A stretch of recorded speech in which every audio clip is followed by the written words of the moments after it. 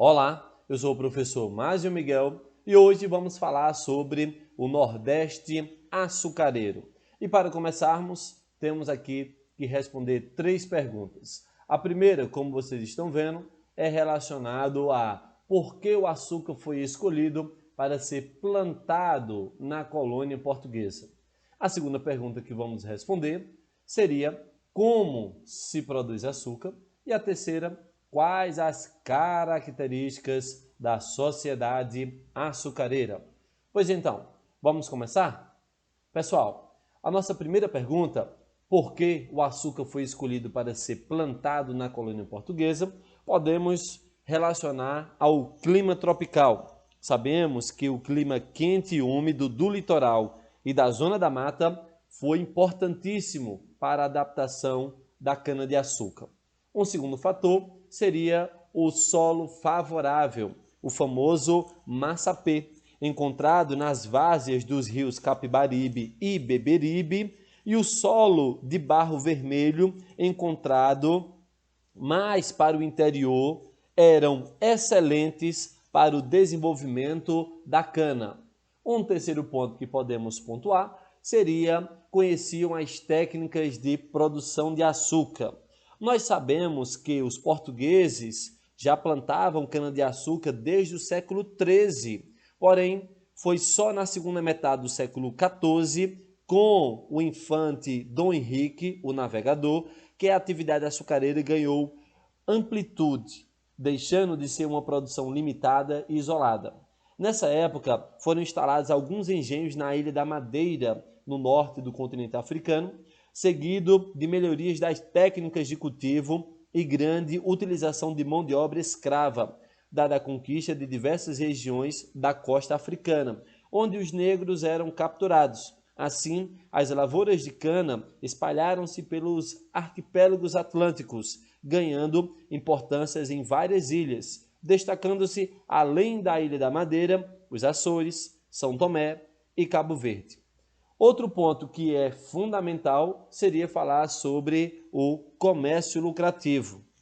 O açúcar era uma especiaria das mais valiosas do início do século XV, comercializada a preços elevados e garantindo alta lucratividade aos mercadores. Era um produto raro e muito procurado, fazendo parte até mesmo de dotes de rainhas e princesas. Então, como você pode ver nessa parte, 4 pontos foram fundamentais para a implantação do açúcar. A partir daqui, você deve perceber que Portugal ele trouxe a ideia de pacto colonial, isto é, a metrópole controla a colônia. Ou você pode inverter, dizendo que a colônia ela é exclusiva da metrópole. Observe nesse gráfico, a colônia oferece matérias-primas, produtos tropicais e metais preciosos para a metrópole, e a metrópole ela consegue devolver produtos manufaturados e escravizados para a colônia. Então isso aí é um ponto fundamental para que Portugal tenha o controle total sobre sua colônia. A partir daqui, a gente começa a pensar qual foi o formato de plantação que nós temos, que nesse caso você pode chamar aí de plantation. Pessoal, uma dica, falamos que a cana-de-açúcar aqui no Brasil ela foi formada do mel da cana-de-açúcar. Observe, mel, monocultura, escravo, latifúndio, com o objetivo de exportação, tá bom? Algumas pessoas gostam de chamar de meli. E aí veja, o que significa cada tópico desse de destaque para a gente? Ora, primeiro, você tem aí falando sobre o que seria pontuado como monocultura. Veja, mono significa cultura, plantação. Então, uma coisa só plantada, como você pode observar nessa imagem daqui. Logo abaixo, você tem a expressão aí, ó, poli, tá? Quer dizer várias coisas. Nesse caso, observe que tem vários tipos de plantação. Isso aqui é o erro que as pessoas vão querer colocar na sua prova. Lembre-se, plantation seria o mel da cana-de-açúcar. Monocultura, escravo, latifúndio. Aqui, nessa outra imagem, eu estou mostrando que latifúndio, então você tem esse início, que quer dizer uma grande propriedade para a plantação, e quando você planta em pequenas porções, nós chamamos de minifúndio, beleza? Então, esse foi o formato de plantação colocado aqui na América. E observe os possíveis erros que você pode encontrar relacionado ao plantation, tá? Os erros seriam policultura, falar sobre minifúndio e falar sobre importação, já que o formato plantation seria exportar, tá certo? Essa é a grande marca principal. Pois então, sabendo disso, um ponto que é muito importante para a gente é identificar que tipo de mão de obra foi utilizado. Perceba que no início nós temos a mão de obra indígena. Essa imagem você pode verificar, começando aqui no canto direito superior, o índio cortando a cana, depois ele transporta, vem para essa etapa que é da moenda. Aqui logo abaixo você tem a caldeira, você tem aqui esse índio, ele enchendo esses potes, que seria o período de purgar, e assim essa fase final da obra ele transportando. Então observa aí o olhar que você deve ter sobre essa imagem. Ao lado você tem aqui uma mão de obra africana como destaque para a gente, e observe que essa máquina ela tem um nome, ela é chamada de trapiche. Pessoal, acima de qualquer estratégia de dominação, a escolha pela mão de obra escrava pautou-se no lucro do mercado de escravizados.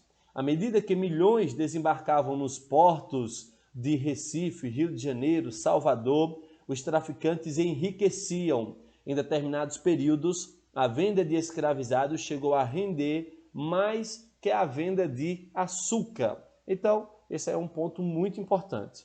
Em outra aula, iremos tratar outros pontos para justificar a utilização da mão de obra africana nesse tipo de economia. Pois então, dando continuidade, eu gostaria que você analisasse esse quadro que fala aqui da exportação de produtos da colônia, e eu gostaria que você percebesse essa data aqui, ó, 1650. Perceba que nós temos uma explosão da produção de cana-de-açúcar, e quando chega essa data você tem uma queda drástica dessa produção. Aqui você deve dar destaque à saída dos holandeses do Nordeste brasileiro. Você deve lembrar que a expulsão dos holandeses será pautado aí em 1654. Os holandeses saem do Brasil e continuam produzindo açúcar nas Antilhas, que seria a América Central. Então, o Nordeste brasileiro não consegue competir com o grupo holandês, então nós temos aí uma queda vertiginosa no processo de exportação de cana-de-açúcar, beleza? Mas vale destacar que nos séculos seguintes a produção de cana sempre foi aí destaque nesse setor econômico do Brasil, tá bom? Pois então, a gente começa agora a pensar em como se produz açúcar. Afinal, como era todo esse empreendimento aqui no Brasil? Eu vou detalhar para vocês. Pessoal, o primeiro ponto que nós temos seria, lógico, a plantação.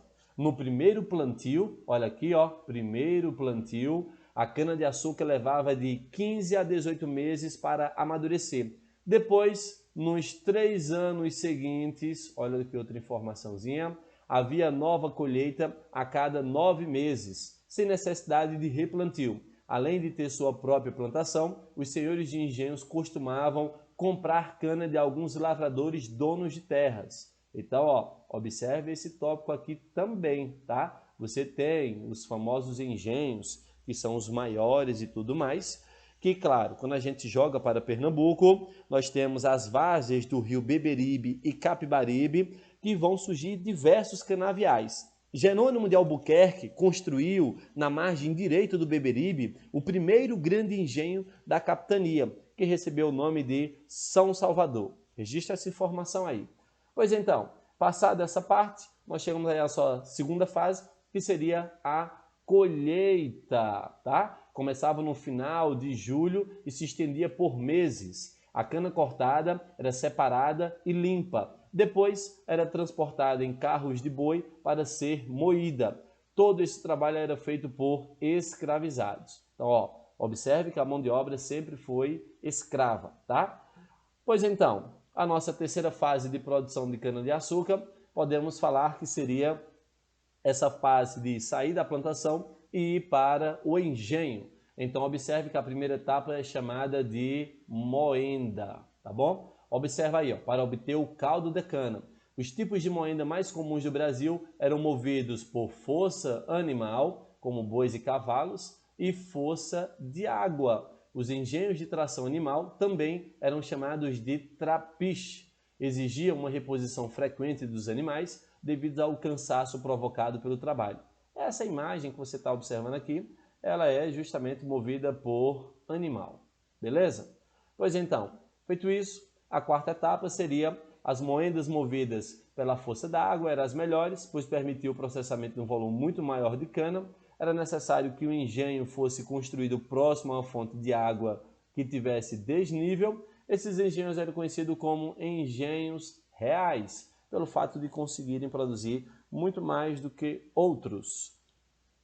A nossa quinta fase seria o caldo levado para ferver e clarificado em tachos de cobre até ficar suficientemente limpos. Então, galera, ó, segunda fase da nossa produção de cana-de-açúcar, não engenho, seria a produção da caldeira. Nessa etapa, o caldo era transformado em um melado, tem alguns livros que chamam de melaço, preste a se cristalizar naturalmente. Essa tarefa contava com a presença de alguns homens livres e remunerados, encarregados de identificar a temperatura exata da fervura. Então, observe que todo o processo, nós temos aqui, ó, homens livres, tá? Observe que na produção de cana-de-açúcar, você não tem apenas, exclusivamente escravos. Olha o cara aqui, ó, na imagem, tá? Ele é o responsável por saber o ponto exato de parar de ferver esse caldo. A nossa sexta fase, uma vez esse melado despejado em forma cônica de cerâmica para secar, essas formas possuíam na ponta um buraco por onde escorriam as últimas impurezas. Observe que essa fase aqui de colocar em cerâmicas para secar é uma terceira fase chamada de purga ou purgatório, tá? Então, seria a fase de purgar o açúcar. Pois então, a nossa sétima fase seria o seguinte: depois de um mês, o açúcar estava pronto. Da forma saíam pedaços endurecidos, chamados de pão de açúcar. O nome, como você pode observar na imagem, já faz referência.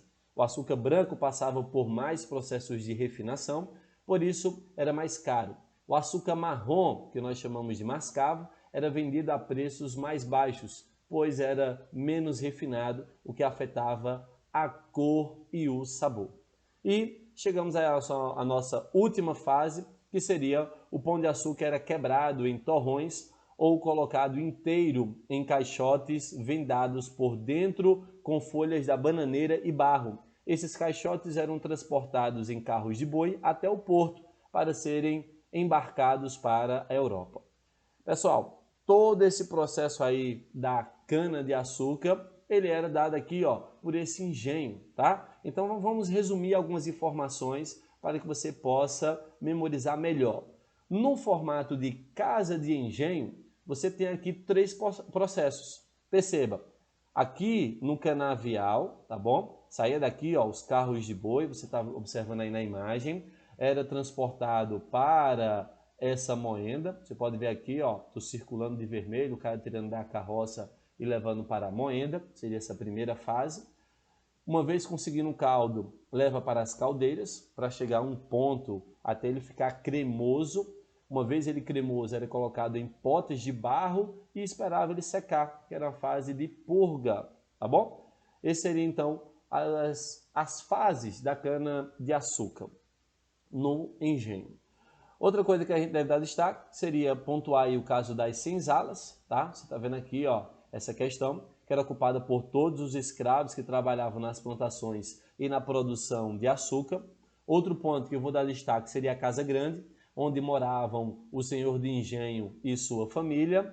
E também vou pontuar a capela, que demonstra a marcante religiosidade católica dessa fase colocada para a gente. Se você prestar atenção, nessa igreja tem um puxado aqui na frente, ó, que era para os africanos escravizados assistirem à missa. E aí a gente vai discutir um pouco melhor lá na frente como era essa questão da religiosidade entre os cristãos e os africanos, que vai desembocar em algo chamado de sincretismo religioso.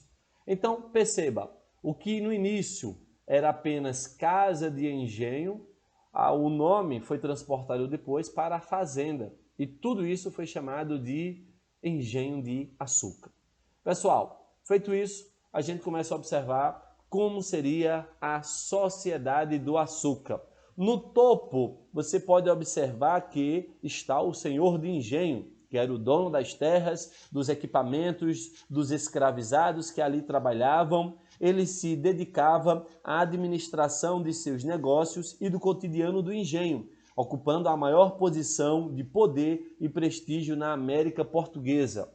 O segundo tópico da nossa sociedade do açúcar seriam os homens livres, que viviam na colônia, podiam ser lavradores de cana, que mandavam moer a cana colhida em suas terras nos engenhos dos grandes senhores. Em suas terras, o trabalho também era realizado por pessoas escravizadas. As pessoas livres também atuavam no comércio e assumiam funções especializadas, como as de feitores, mestre de açúcar, purgadores e caixeiros, cada um com um papel na cadeia produtiva do açúcar, recebendo uma espécie de salário do contratante, no caso, o senhor de engenho. E a nossa última base, pela imagem, você já deve aí supor, seria o caso dos escravizados. Nós sabemos que eles assumiam as tarefas mais diversas, por isso foram chamados aí pelos jesuítas de que seriam as mãos e os pés do senhor de engenho. Além do trabalho na produção e no transporte do açúcar, eles eram empregados nas construções, no comércio, na produção artesanal e nos serviços domésticos. Após a descoberta das minas de metais preciosos no Sudeste, os escravizados também passaram a trabalhar na extração e no garimpo, principalmente de ouro. Então perceba aí que a frase do nosso jesuíta André João Antonil, que falava que o escravo seria as mãos e os pés do senhor de engenho, é justamente porque ele era utilizado em todos os setores.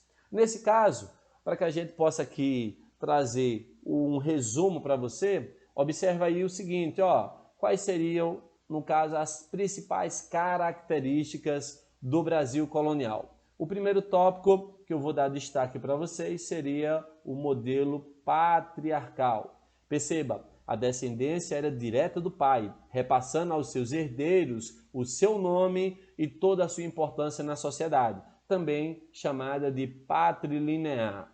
Uma segunda característica seria o modelo rural, tá bom?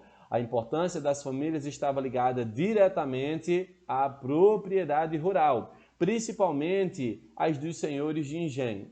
Um terceiro ponto seria que era uma sociedade escravocrata. Como vocês viram aí, a utilização da mão de obra escrava era fundamental em quase todos os setores da sociedade, tá? Então, a sociedade colonial necessitava de mão de obra escrava, principalmente africana. Outro ponto que nós podemos dar destaque seria que era uma sociedade aristocrática, isto é, uma sociedade organizada politicamente a partir de uma classe economicamente rica, no caso, as dos senhores de engenho, tá? Observa aqui, ó, esses destaques para a gente. E, por último, podemos falar que tínhamos uma fraca mobilidade, isto é, não havia condições favoráveis à ascensão ou queda na pirâmide social, tá certo? Que a página anterior a gente observou aí que ela era dividida apenas em 3 partes apenas, tá certo? Pessoal, como vocês estão vendo, a produção de açúcar era um empreendimento gigantesco e precisava de muito dinheiro, muito. E agora a gente começa a pensar, onde Portugal encontrou tanto dinheiro para conseguir a plantação, montar os engenhos e comprar os africanos escravizados. Nesse caso, aqui vai haver uma parceria entre Portugal e Holanda, tá certo? Esses são os dois destaques. Primeiro, qual era a situação de Portugal? Ora, crise econômica, ela ainda tinha um problema com intolerância religiosa, a Europa estava vivendo as reformas protestantes, então a perseguição católica acabou afastando grupos ricos, ao caso de judeus e protestantes calvinistas, para outras regiões. E aí entra a situação da Holanda, comerciantes judeus que possuíam capitais e navios necessários ao nosso empreendimento. Então observa aí, ó, são grupos que tinham capital, tá? E o grupo que tinha navios. E aí, claro, se você prestar atenção, os holandeses, eles são de origem judaica e posteriormente você vai ver que eles são protestantes calvinistas. Isso faz com que então eles se afastem do território de Portugal e, claro, vão fazer parcerias econômicas, tá? O interesse de cada país na produção de açúcar. No caso de Portugal, observe, crise econômica, tá? Mas para Portugal era fundamental a ideia de garantir o povoamento, tá? Essa daqui vai ser o primeiro gancho mais importante para a gente. Observe, Portugal garante o povoamento e recebe impostos sobre as transações com a colônia, que é o famoso pacto colonial, tá certo? Ou monopólio comercial. E quando você olha para a Holanda, que é aonde tem dinheiro, observe que os holandeses, eles vão financiar, eles vão transportar, refinar e distribuir o produto por todos os lugares. Então observe que o maior lucro serão dos holandeses. São eles que vão financiar todo esse empreendimento que a gente viu, tá certo? Plantar, montar os engenhos e comprar a mão de obra para ele. Beleza? Espero que tenha entendido. Até a próxima!